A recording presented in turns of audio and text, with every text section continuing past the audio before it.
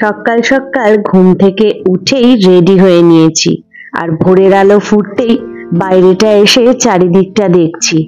কি সুন্দর লাগছে! এই হোমস্টেটার চারিদিকে এরকম পাহাড় ঘিরে রয়েছে, আর ওই দূরে নেপালের পাহাড়ে দেখছি কালকের থেকেও বেশি বরফ দেখা যাচ্ছে।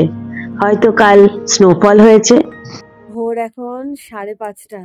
আমরা তো 4:30 থেকেই উঠে রয়েছি, কারণ 8:30 থেকে শুয়েছি। আর কত ঘুমোবো বলো না? অত আগে ঘুমোনোর অভ্যাস নেই, ঘুমও আসছিল না, এপাশ ওপাশ করতে করতে অনেকক্ষণ ঘুমিয়েছি। আবার তাড়াতাড়ি উঠেও বারবার ঘুম ভেঙে যাচ্ছিল আর কি।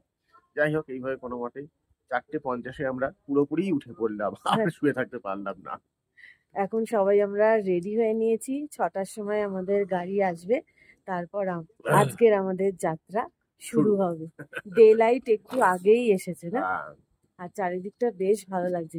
ঠান্ডাটা লাগছে কিন্তু সেরকম লাগছে না, তাই না? কিছু পরে আছি বলে লাগছে না গো। না, ঘরের মধ্যে কিন্তু আমার অত লাগছে না। ঘরটা তো খুবই, খুবই আরাম লাগছিল। বাইরে ভালোই ঠান্ডা আছে। হ্যাঁ, সে হয়তো, কিন্তু অত ওরকম কাঁপুনিও হচ্ছে না। তুঙ্গনাথে কিন্তু আমার রোদে বসেও একটু একটু কাঁপুনি হচ্ছিল। এখন তুঙ্গনাথের হাইটটা দেখো। তবে আজকে যেখানে যাব সেইখানটায় আবার বেশ ভালোই ঠান্ডা হবে, তবে হাঁটা চলা হবে তো ঠান্ডাটা অতটা লাগবে না। রোদ দূর উঠলে অতটা কষ্ট হয় না। আর ওই দূরে সবাই আগুনে সব হাত সেকছে না, গরম জল নিচ্ছে। ও, ওরকম ভাবে গরম জল? হ্যাঁ, বাহ, ভালো তো, দেখি তো গিয়ে।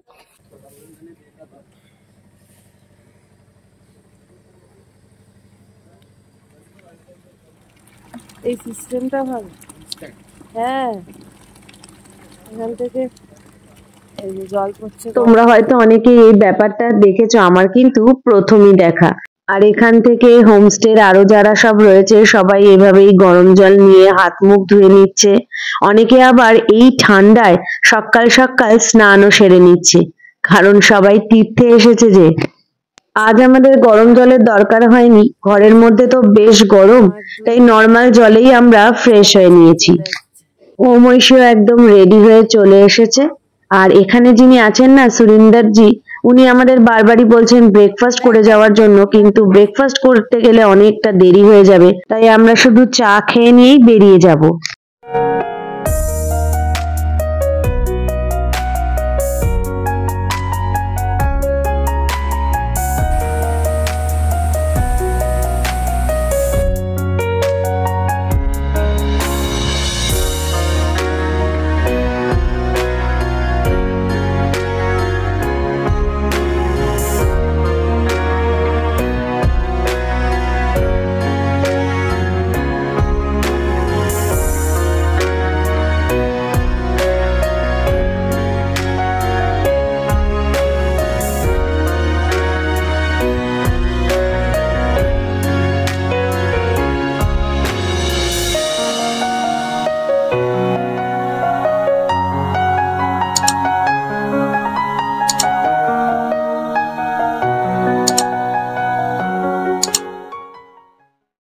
গতকাল আমরা এই রাস্তাটা দিয়েই নাবিগ্রামে এসেছিলাম, আজ কিন্তু যাব এই সোজা রাস্তাটা দিয়ে।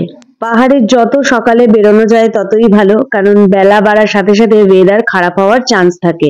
এখন বাজে 6:15, এবার আমরা রওনা হব।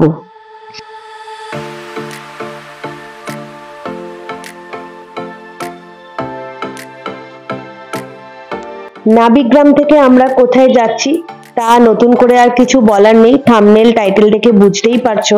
তবে হ্যাঁ, শুধু আদি কৈলাস দর্শন করব না, ওখান থেকে আরো কিছু জায়গায় যাওয়ার ইচ্ছে আছে।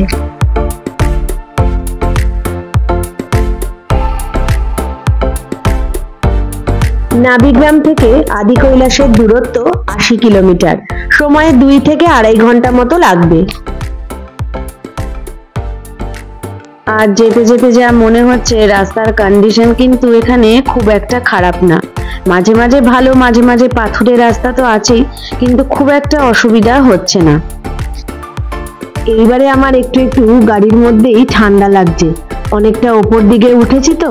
এখন রোদ্দুরটা খুবই দরকার, সূর্যোদয় তো কখন হয়ে গেছে। রাস্তার বাঁকে বাঁকে পাহাড়ের কোল থেকে মাঝে মধ্যে সূর্যি মামা উকি ঝুঁকি মারছে। যত আমরা আদি কৈলাসের দিকে যাচ্ছি ল্যান্ডস্কেপ গুলো কিন্তু একদমই অন্যরকম হয়ে যাচ্ছে।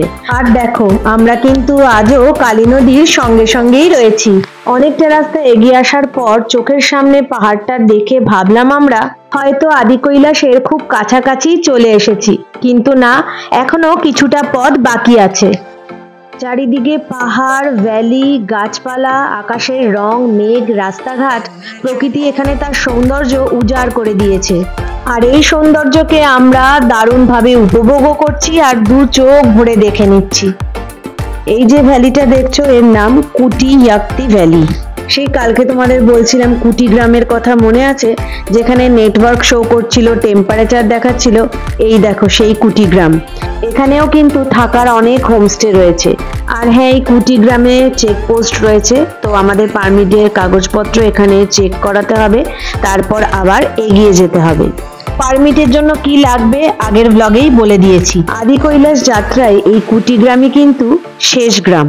এখান থেকে আদি কৈলাস 17 কিলোমিটার। আর কুটি গ্রাম থেকে একটু এগিয়েও আর একটা মিলিটারি ক্যাম্প ছিল, সেখানেও কিন্তু ব্রেকফাস্ট পাওয়া যাচ্ছিল, কিন্তু এখন আর আমরা দাঁড়ালাম না, এগিয়ে যেতে থাকলাম।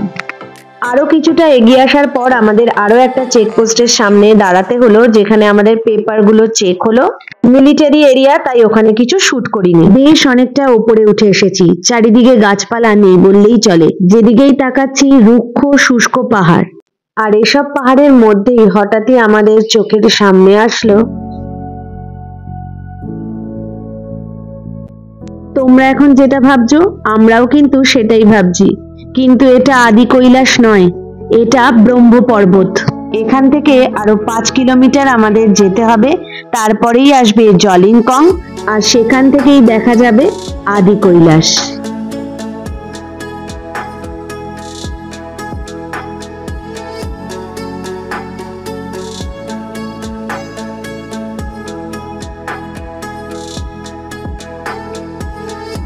সকাল 8:10 এই এসে পৌঁছালাম জলিংকং, আর এই সামনেই কিন্তু আদি কৈলাস।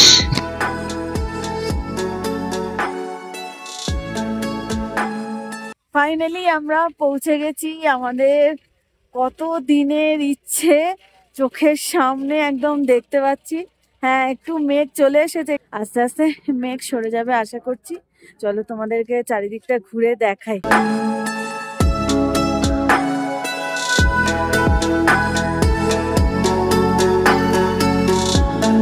কেমন লাগছে? হ্যাঁ, মেঘটা সরে যাক একটু, ভালো লাগবে। সরে যাবে, একটু ওয়েট করলে সরে যাবে। ওয়েদার তো একদমই ঝকঝকে, কিন্তু সব মেঘ ওখানেই যেন জমা হয়েছে। তবে হাতে আমাদের সময় রয়েছে, আশা করছি মেঘ সরে গিয়ে আমরা খুব ভালোভাবে দর্শন করতে পারবো। আর এই হলো জলিংকং।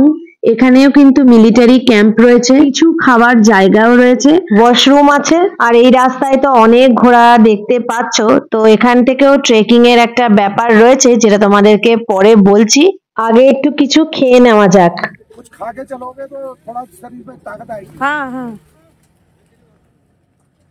তো এখানেই করব এখন আমরা ব্রেকফাস্ট। রোদ্দুর থাকলেও ঠান্ডা কিন্তু প্রচন্ড, আর হাইটটাও কিন্তু অনেকটা, 15,510 ফিট।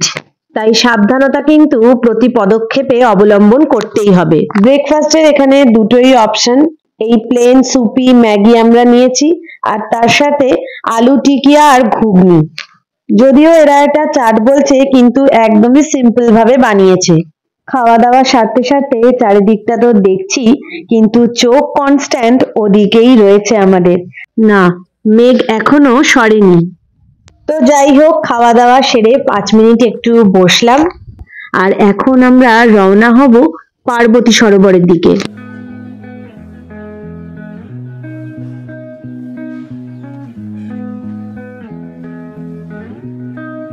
আদি কৈলাস থেকে পার্বতী সরোবর যেতে গেলে 2 কিলোমিটার ট্রেক করে যেতে হবে। তবে এই পার্বতী সরোবরে কিন্তু ঘোড়াও যায়। ঘোড়ার রেট ফিক্সড কিছু নেই, বিভিন্ন সিজনে রেট চেঞ্জ হয়।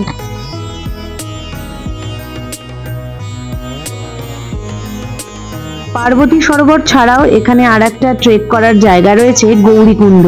ওটা আদি কৈলাস থেকে 3 কিলোমিটার। ওখানেও কিন্তু ঘোরা যায়। আর ওই যে সরু রাস্তাটা দেখছো, ওই রাস্তা ধরেই আমরা এগোবো।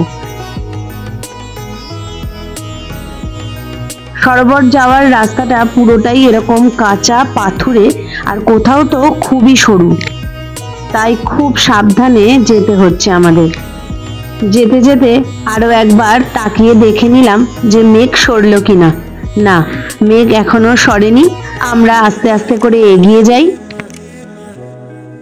এইবার একটু তোমাদের আইডিয়া হবে রাস্তাটা ঠিক কি রকম।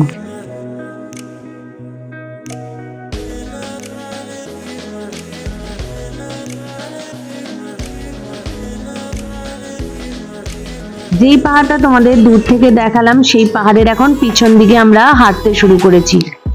পাহাড়ের এই পিছন দিকের রাস্তাটা কিন্তু কাঁচা হলেও বেশ চওড়া, ঠিকঠাক।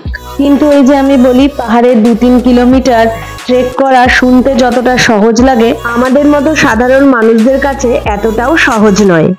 আর এইসব ট্রেকিং রুট এতটাই হাইটে থাকে যে খুব ধীরে সুস্থে সাবধানে ট্রেক করতে হবে। সে তোমরা হেঁটেই ট্রেক করো কি ঘোড়ায় যাও, ওই জন্যই পাহাড়ে সকাল সকাল বেরোতে হয়। এক তো হয় ওয়েদারের জন্য, আর একটা হচ্ছে হাতের সময়টা থাকা খুবই দরকার। এখানে তাড়াহুড়ো করলে একদমই হবে না।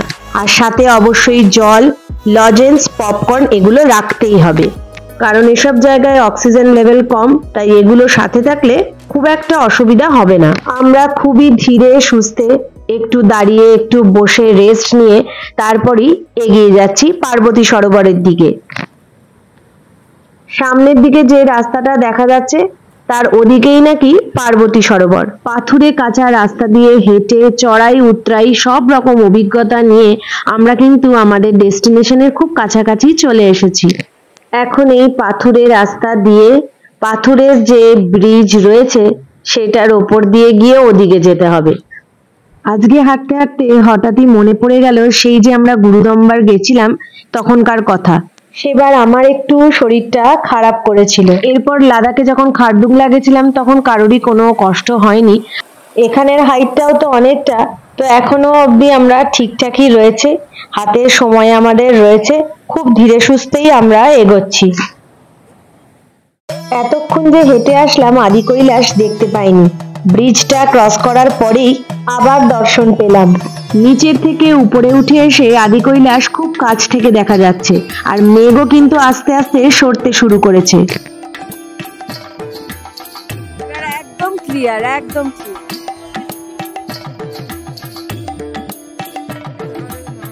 হর হর মহাদেব। উফ, কতক্ষণ থেকে তাকিয়ে রয়েছে।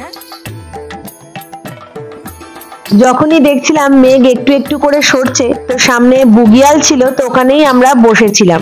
তো কিছুক্ষণ বসে নিয়ে দু চোখ ভরে আদি কৈলাস দর্শন করে আমরা এগোতে থাকলাম পার্বতী সরোবরের দিকে।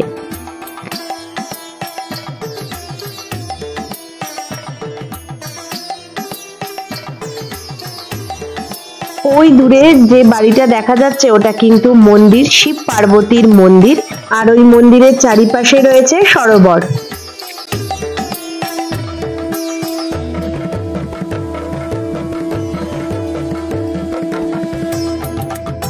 মন্দিরে ফটোগ্রাফি, ভিডিওগ্রাফি কিছুই অ্যালাউ নয়, তাই কিছুটা এগিয়ে এসে আমি ক্যামেরাটা এখন বন্ধ করছি। আমরা ভিতরে গিয়ে দর্শন করে আসি, তারপর তোমাদের সরোবরের চারিদিকটা ঘুরে দেখাবো। কৈলাস, আদি কৈলাস, শ্রীখণ্ড মহাদেব, কিন্নর কৈলাস আর মণিমহেশ, এই পঞ্চ কৈলাসের মধ্যে আদি কৈলাস কিন্তু দ্বিতীয়। আদি কৈলাসকে ছোটা কৈলাসও বলে, আর এই আদি কৈলাস হলো কৈলাস পর্বতের আয়না।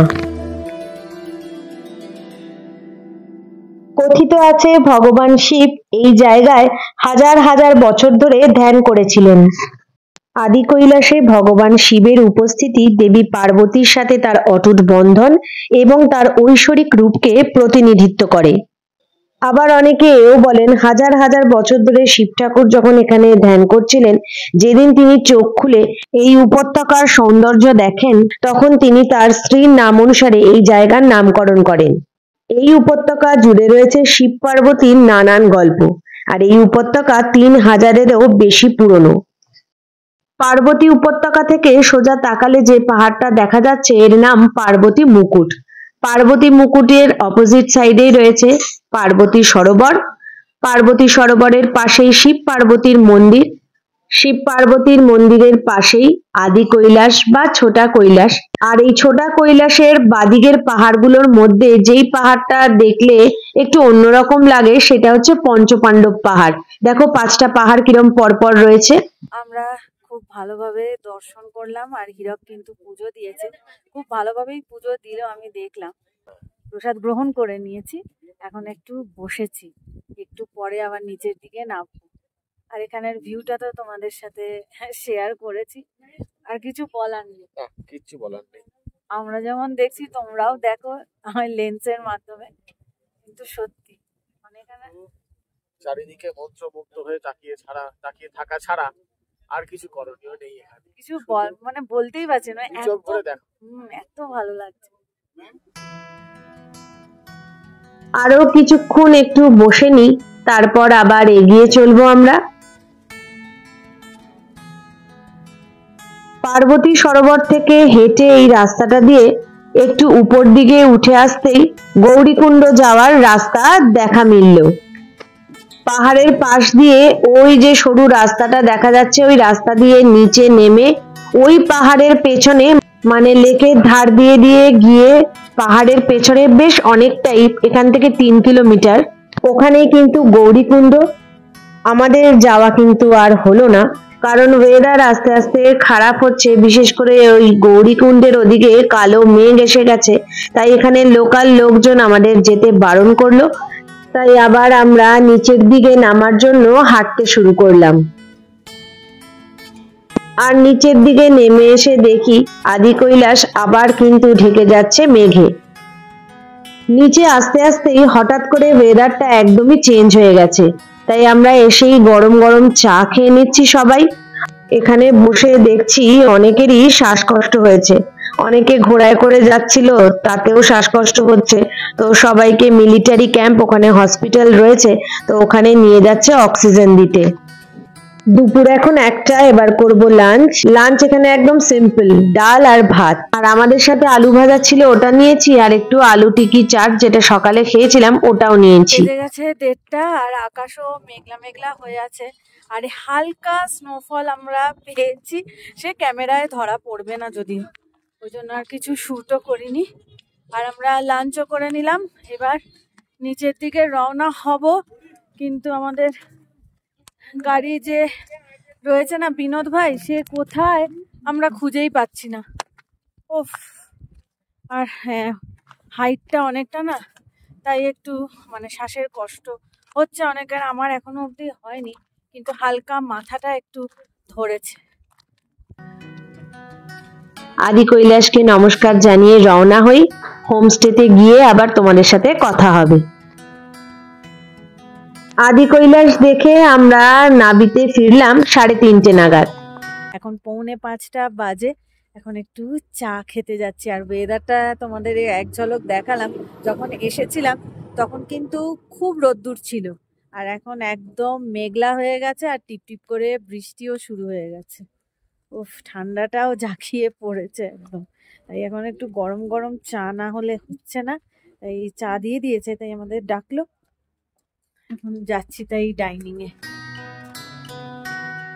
আমি তো এখন লিকার চাই খাই, দুধ চা খাই না, কিন্তু এখানে দুধ চাটা একটু অন্যরকম ভাবেই বানানো, তো এই ঠান্ডায় গরম গরম দুধ চা খেতে ভালোই লাগছে।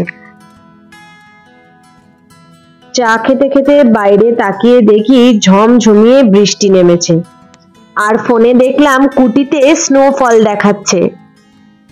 সন্ধ্যাকালীন আমাদের চায়ের আড্ডা শেষ হতে না হতেই ডিনারের তোড়জোড় এরা শুরু করে ফেলেছে। তবে আজকে আমরা ডিনারটা একটু অন্যরকম করব, তাই সবার খাওয়া হয়ে যাক, তারপর আমরা আজকে খাবো। আর আজ এখানে পায়েস হয়নি, সুজি হয়েছে, তাই সুজিটা আগে আমরা খেয়ে নিয়েছি গরম গরম, আর এখন আমরা করে নেব ডিনার, কারণ এখন বেজে গেছে 8টা। আজ আমাদের রিকোয়েস্টে শুধু আমাদের জন্যই বানানো হয়েছে খিচুড়ি, বাদবাকি যা যা আইটেম ওরা করে সবার জন্য সেগুলো তো রয়েছে, ভাত রুটি যেরম ওরা করেছে, আর ডালও রয়েছে, আর আজকে রয়েছে লাউয়ের তরকারি।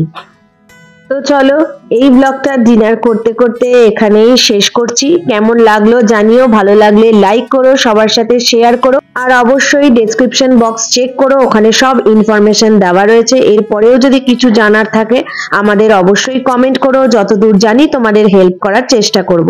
খুব তাড়াতাড়ি নতুন ব্লগে দেখা হচ্ছে, সবাই ভালো থেকো, টাটা।